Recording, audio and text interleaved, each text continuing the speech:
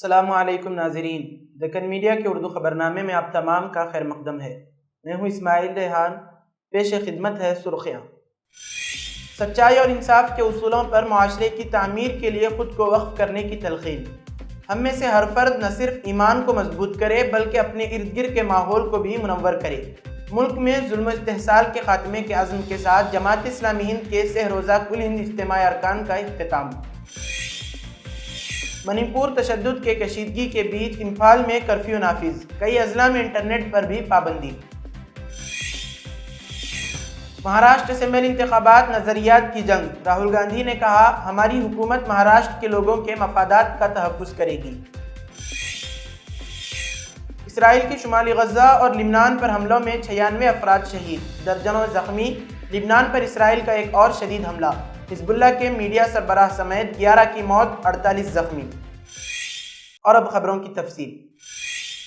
عدل و قسط کے مرکزی عنوان کے تحت منعقدہ کل ہند اجتماعی ارکان جماعت اسلامی ہند کا بروز اتوار وادی یہودہ حیدرآباد میں اختتام ہوا۔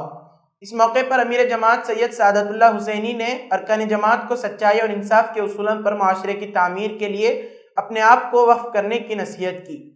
اختتامی خطاب میں سید سعادت اللہ حسینی صاحب نے ارکان کو اس مقدس عہد کی یاد دہانی کروائی جو انہوں نے دین کی خدمت کے لیے جماعت کا رکن بننے کے وقت کیا تھا۔ آپ نے زور دیتے ہوئے کہا کہ دین سے سچی وابستگی کا تقاضا ہے کہ ہم میں سے ہر فرد نہ صرف ایمان کو مضبوط سے مضبوط تر کرے بلکہ اپنے ارد گرد کے ماحول کو بھی اپنے فرض منصبی کی ادائیگی کے ذریعے ایمان کی روشنی سے منور کرے۔ امیر جماعت نے ارکان کو آپس میں باہمی تعاون، اشتراک اور یکجہتی کو فروغ دینے کی تلقین کی اور خبردار کیا کہ چھوٹے اور لایانی مسائل میں الجھنے سے زندگی کے اعلیٰ مقاصد سے توجہ ہٹ سکتی ہے۔ ہمیں اپنی زندگیوں کو فضول، لایانی اور منفی چیزوں سے بچانا چاہیے۔ اس موقع پر امیر جماعت نے ارکان جماعت کو متوجہ کیا کہ خود احتسابی، ذاتی تزکیہ و تربیت پر توجہ، اللہ سے مضبوط روحانی تعلق اور اچھے اخلاق بہتر معاشرے کی تعمیر کے لیے ناگزیر ہیں۔ اس سہ روزہ اجتماعی ارکان کے آخری دن ملک کے مختلف حصوں سے منتخب مقامی اور ریاستی سطح کے ذمہ داران نے اپنے کامیاب تنظیمی تجربات اور سماجی کاموں سے شرکاء اجتماع کو واقف کروایا۔ مولانا رضی الاسلام ندوی نے فقہی و مسلکی معاملات میں اعتدال پسندانہ رویے کی ضرورت و اہمیت پر ارکان کو متوجہ کیا۔ اجتماع میں مختلف سماجی، تعلیمی اور اقتصادی نیز اخلاقی و روحانی معاملات پر شرکاء کی رہنمائی کی گئی۔ ایک خصوصی نمائش ادراک تحریک شوکیس کے ذریعے ملک بھر میں چلنے والے 100 سے زائد کامیاب کمیونٹی اور سماجی ترقی کے پروجیکٹس کو پیش کیا۔ اس موقع پر ناظم اجتماع عبدالجبار صدیقی نے تمام شرکاء، مقامی انتظامیہ، پولیس، متعلقہ حکام اور 1500 سے زائد والنٹیئرز کی مضبوط ٹیم کا شکریہ ادا کیا جن کی محنت اور تعاون نے اس عظیم الشان تاریخی اجتماع کو کامیاب بنانے میں انتہائی اہم کردار ادا کیا۔ منی پور میں جاری تشدد کے درمیان پولیس نے اتوار کو امپھال کے دونوں اضلاع میں اگلے احکامات تک کرفیو نافذ کر دیا۔ یہ کرفیو 6 افراد کی ہلاکت کے بعد پھوٹنے والے تشدد کے پیش نظر لگایا گیا۔ صورتحال کو دیکھتے ہوئے حکومت نے کئی اضلاع میں انٹرنیٹ پر بھی پابندی لگا دی ہے۔ حال ہی میں کشیدہ صورتحال کے پیش نظر حکام نے امپھال ایسٹ اور امپھال ویسٹ میں کرفیو نافذ کر دیا۔ سڑکوں پر گاڑیوں کی آمد و رفت کم دیکھی جا سکتی ہے اور اضافی سیکورٹی اہلکاروں کی تعیناتی عمل میں لائی گئی ہے۔ وزیر اعلیٰ برین سنگھ کی رہائش گاہ اور راج بھون کے باہر سیکورٹی سخت کر دی گئی ہے۔ دریں اثنا منی پور پولیس نے مبینہ طور پر گھروں میں توڑ پھوڑ اور آگ لگانے کے الزام میں 23 افراد کو گرفتار کر لیا ہے۔ ان کے پاس سے اسلحہ اور گولیاں برآمد ہوئی ہیں۔ ان لوگوں کو امپھال ایسٹ اور امپھال ویسٹ اور بشنو پور اضلاع سے گرفتار کیا گیا۔ پولیس نے بتایا کہ اس کے علاوہ پولیس افسران نے ان سے ایک 32 گولیوں کے 7 راؤنڈ اور 8 موبائل فون SBBL پستول برآمد کیے۔ ریاست میں بڑھتی ہوئی کشیدگی کے بیچ حکومت نے اگلے احکامات تک امپھال میں مکمل کرفیو نافذ کر دیا ہے۔ اس کے بعد حکومت نے فوری طور پر 2 دن کے لیے انٹرنیٹ اور موبائل ڈیٹا سروس کو معطل کر دیا۔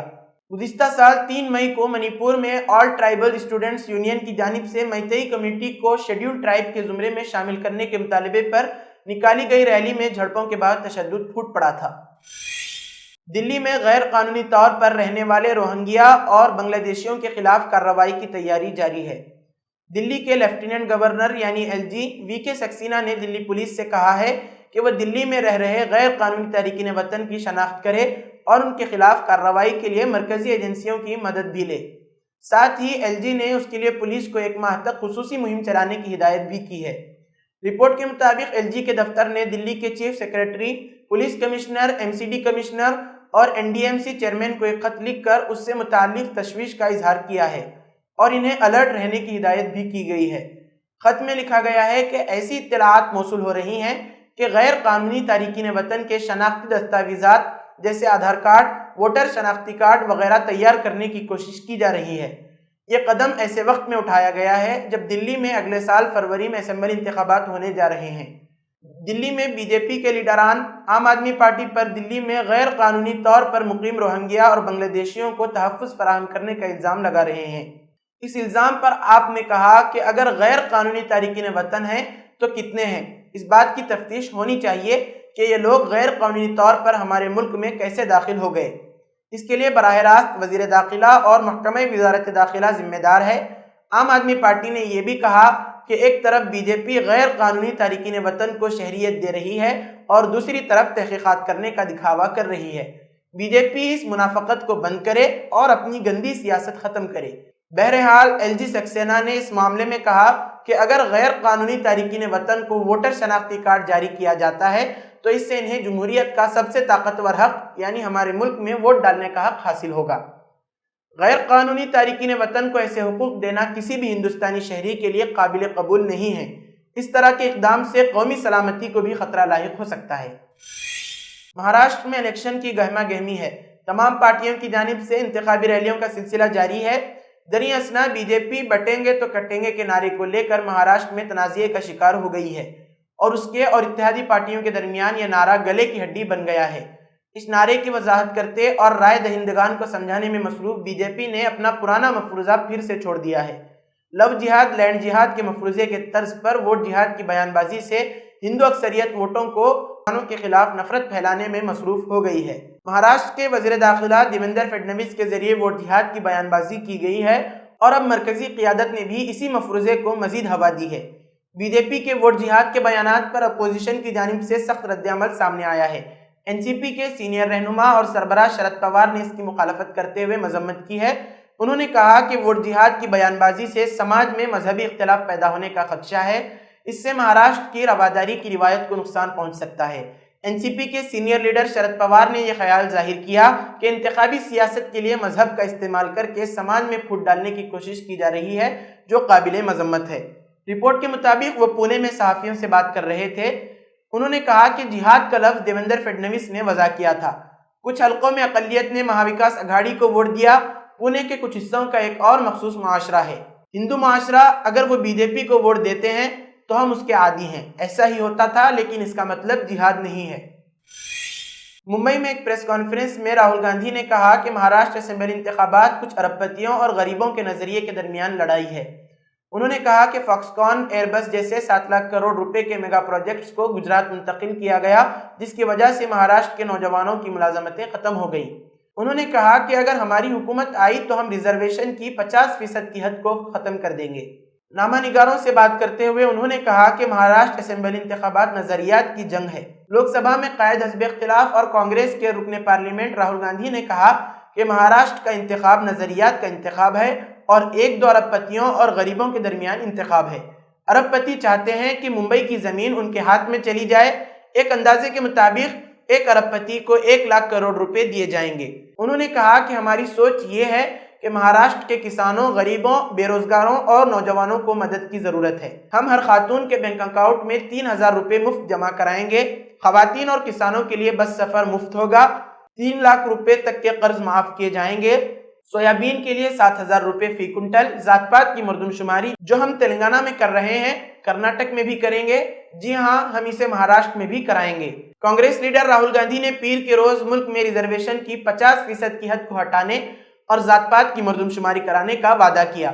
راہل گاندھی نے ممبئی میں ایک پریس کانفرنس میں کہا کہ ذات پات کی مردم شماری ہمارے سامنے سب سے بڑا مسئلہ ہے اور ہم اسے مکمل کریں گے۔ یہ ہمارا مرکزی ستون ہے۔ انہوں نے کہا کہ اگر مہاوکاس اگھاڑی اتحاد اکثریت حاصل کرنے کے بعد حکومت بناتا ہے تو وہ حکومت مہاراشٹر کے عوام کے مفادات کا خیال رکھے گی۔ گاندھی نے کہا کہ ممبئی میں دھاراوی کی تعمیر نو کے منصوبے میں ایک شخص کی مدد کے لیے پوری سیاسی مشینری کو ختم کر دیا گیا تھا۔ پریس کانفرنس کے دوران انہوں نے وزیر اعظم نریندر مودی کے نعرے "ہم ساتھ ہیں تو محفوظ ہے" کا مذاق اڑایا۔ انہوں نے صف نکال کر اس میں سے مودی اور صنعتکار گوتم اڈانی کا پوسٹر نکالا اور کہا کہ جب تک وہ ایک ساتھ ہیں تو محفوظ ہیں۔ مہاراشٹر کا جو چناؤ ہے وچار دھارا کا چناؤ ہے اور 1-2 ارب پتی اور غریبوں کے بیچ میں چناؤ ہے۔ ارب پتی چاہتے ہیں کہ ممبئی کی زمین ان کے ہاتھ چلے جائے۔ ایسٹیمیٹ ہے 1 لاکھ کروڑ کا ایسٹیمیٹ ہے۔ 1 ارب پتی کو 1 لاکھ کروڑ روپے دینے کی بات ہے۔ یہ بیک گراؤنڈ میں آپ کو دے رہا ہوں۔ جھارکھنڈ اسمبلی انتخاب کے پہلے مرحلے کی ووٹنگ ہو چکی ہے اور دوسرے مرحلے میں 20 نومبر کو ووٹ ڈالے جانے والے ہیں۔ ایسے میں بی جے پی اور کانگریس سمیت دیگر سیاسی پارٹیاں اپنی تشہیر کے لیے کئی طرح کے اشتہار پرنٹ، ویڈیو اور آڈیو کے توسط سے جاری کر چکے ہیں۔ جھارکھنڈ میں بی جے پی کے ایک اشتہار نے الیکشن کمیشن کو کارروائی کرنے پر مجبور کر دیا ہے۔ کمیشن نے اشتہار کو ضابطۂ اخلاق کی خلاف ورزی قرار دیتے ہوئے اسے فوراً ہٹانے کی ہدایت دی ہے۔ مرکزی الیکشن کمیشن نے کانگریس اور جے ایم ایم کی شکایت پر جھارکھنڈ کے چیف الیکٹورل آفیسر کو کہا ہے کہ وہ ریاستی بی جے پی کی سوشل میڈیا ٹیم کے ذریعے ایکس اور فیس بک صفحے پر ڈالے گئے اشتہار پر کارروائی کرتے ہوئے اسے ہٹانے کی ہدایت جاری کریں اور جہاں جہاں بھی یہ اشتہار ہے اسے فوری طور پر ہٹایا جائے۔ دراصل جس اشتہار کو لے کر الیکشن کمیشن میں شکایت کی گئی تھی اس میں کہا گیا تھا کہ پورے جھارکھنڈ کا کایا پلٹ کر دیں گے۔ الیکشن کمیشن نے کہا کہ کانگریس اور جھارکھنڈ مکتی مورچہ کی شکایت کو دیکھنے کے بعد پایا گیا کہ شروعاتی طور پر جھارکھنڈ بی جے پی کے ذریعے جاری کیا گیا یہ اشتہار ضابطۂ اخلاق کی خلاف ورزی ہے۔ اسرائیل نے شمالی غزہ اور لبنان پر حملے کرتے ہوئے مزید 96 افراد کو شہید اور درجنوں کو زخمی کر دیا۔ غیر ملکی میڈیا کے مطابق شمالی غزہ میں اسرائیلی حملوں میں مزید 37 فلسطینی شہید ہو گئے۔ پناہ گزین الشاطوی کیمپ پر بھی بمباری کی گئی جہاں درجنوں فلسطینیوں کے شہید ہونے کی اطلاعات سامنے آ رہی ہیں۔ اس کے علاوہ جنوبی غزہ اور خان یونس میں ایک ہفتے سے ایندھن کی قلت کا سامنا ہے جبکہ 12 لاکھ فلسطینی پانی سے بھی محروم ہیں اور کئی بنیادی سروس معطل ہو گئی ہیں۔ دوسری جانب لبنان میں بھی اسرائیلی فوج کے فضائی حملے جاری ہیں جس کے نتیجے میں 24 گھنٹوں میں 59 افراد شہید اور 182 زخمی ہو گئے۔ ادھر عالمی ادارے صحت کے سربراہ کی جانب سے لبنان کے شہری دفاع کے مرکز پر اسرائیلی حملے کی مذمت کی گئی ہے جہاں حملے میں طبی عملے کے 12 کارکن شہید ہوئے تھے۔ اس دوران حزب اللہ کے ٹھکانوں پر اسرائیل کے حملے لگاتار جاری ہیں۔ روزانہ کی کارروائی میں لبنان کو بھاری نقصان پہنچایا جا رہا ہے۔ اس دوران راجدھانی بیروت میں اسرائیل نے ایک بار پھر شدید حملہ کیا ہے۔ اس میں 11 افراد ہلاک اور 48 دیگر زخمی ہوئے ہیں۔ حملے میں حزب اللہ کے میڈیا سربراہ محمد عفیف کے جاں بحق ہونے کی بھی خبر ہے۔ لبنان کی وزارت صحت کے ایک بیان میں کہا گیا ہے کہ طائر ضلع کے ایک گاؤں میں دشمنوں کے حملے میں 11 لوگ مارے گئے ہیں۔ ٹائمز آف اسرائیل کی ایک رپورٹ کے مطابق لبنان کی راجدھانی بیروت میں اتوار کو ایک حملے میں حزب اللہ کے میڈیا سربراہ محمد عفیف کی موت ہو گئی۔ حزب اللہ نے بھی محمد عفیف کی موت کی تصدیق کی ہے۔ عفیف وسطی بیروت میں شامی 20 پارٹی کے صدر دفتر پر IDF حملے کی زد میں آنے سے جاں بحق ہوئے۔ اسرائیلی دفاعی افواج یعنی IDF نے حزب اللہ کے میڈیا سربراہ کے ہلاک ہونے کی تصدیق کرتے ہوئے کہا ہے کہ عفیف نے حزب اللہ کے لیے کئی پریس کانفرنس کی، اس میں اسرائیلی بمباری کے بارے میں جانکاری دی گئی۔ بنگلہ دیش کی عبوری حکومت کے چیف ایڈوائزر محمد یونس نے اتوار کو کہا کہ بنگلہ دیش شیخ حسینہ کو ہندوستان سے واپس لانے کی کوشش کرے گا۔ چیف ایڈوائزر محمد یونس نے یہ بیان عبوری حکومت کے 100 دن مکمل ہونے کے موقع پر دیا۔ انہوں نے زور دے کر کہا کہ ان کی حکومت جولائی اور اگست میں ہونے والے قتل سمیت ہر قتل کا مقدمہ چلائے گی۔ یونس کی عبوری حکومت کے 100 دن مکمل ہونے کے موقع پر سرکاری ٹیلی ویژن BTV پر قوم سے خطاب کیا۔ انہوں نے کہا کہ ہم ہر قتل کا مقدمہ چلائیں گے۔ جولائی اور اگست میں ہونے والے قتل کے خلاف مقدمہ چلانے کی ہماری پہل اچھی طرح سے آگے بڑھ رہی ہے۔ ہم بھارت سے سابقہ امیر شیخ حسینہ کی واپسی کا بھی مطالبہ کریں گے۔ 5 اگست کو طلباء کی زیر قیادت ایک تحریک نے بنگلہ دیشی وزیر اعظم شیخ حسینہ کو اقتدار سے بے دخل کر دیا۔ ہفتوں کے مظاہروں اور جھڑپوں میں 600 سے زائد افراد مارے گئے۔ سابق حکمران 76 سالہ شیخ حسینہ بھاگ کر ہندوستان چلی آئیں اور نوبل انعام یافتہ محمد یونس کی قیادت میں عبوری حکومت قائم ہوئی۔ انہوں نے کہا کہ ہم نے ملک میں جولائی اور اگست میں ہونے والی گمشدگیوں، قتل اور قتل عام میں ملوث افراد کے خلاف بین الاقوامی عدالتوں میں مقدمہ چلانے کی پہل کی ہے۔ میں بین الاقوامی فوجداری عدالت کے چیف پروزیکیوٹر کریم خان سے پہلے ہی بات کر چکا ہوں۔ بنگلہ دیش میں اقلیتوں کی صورتحال کا ذکر کرتے ہوئے یونس نے کہا کہ جب ہم نے اقتدار سنبھالا تو بنگلہ دیش مکمل طور پر غیر محفوظ ملک تھا۔ اس دوران مذہبی اقلیتوں میں غیر ضروری خوف پھیلانے کی کوشش کی گئی، بعض صورتوں میں انہیں تشدد کا بھی سامنا کرنا پڑا، لیکن اس بارے میں جو بھی تشہیر کی گئی وہ سراسر مبالغہ آرائی تھی۔ تو آج کے لیے فی الحال اتنا ہی ناظرین، کل پھر ہوگی ملاقات نئی خبروں کے ساتھ۔ دیجیے اجازت، اللہ حافظ۔